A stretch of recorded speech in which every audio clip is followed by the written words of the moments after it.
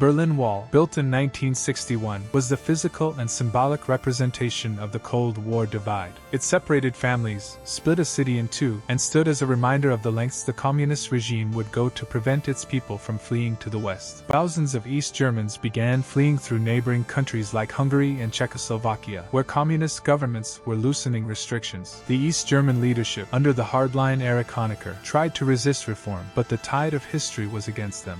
Meanwhile, protests grew. In cities like Leipzig, massive demonstrations called for freedom of movement, democratic reforms, and an end to repression. The crowds grew week after week, with hundreds of thousands filling the streets. What made these protests especially powerful was that the government did not respond with its usual force. The East German authorities hesitated, unsure if Moscow would back them. Gorbachev had made it clear the Soviet Union would not use force to prop up failing communist regimes. This was a decisive break from the past. In November 1989, the East German government made a critical mistake. Facing growing unrest, officials hastily announced that citizens would be allowed to travel to the West. Confusion in communication led to chaos. On the night of November 9, 1989, thousands of East Berliners gathered at border checkpoints. Guards, unsure of what to do and unwilling to fire on their own people, eventually opened the gates. The once impregnable Berlin Wall had been breached, not with bombs or armies, but with cheers and hammers. Overjoyed Berliners climbed the wall, smashing it with pickaxes, and embraced family members from the other side. Television cameras broadcast the scenes worldwide, capturing what became one of the most iconic moments of the 20th century.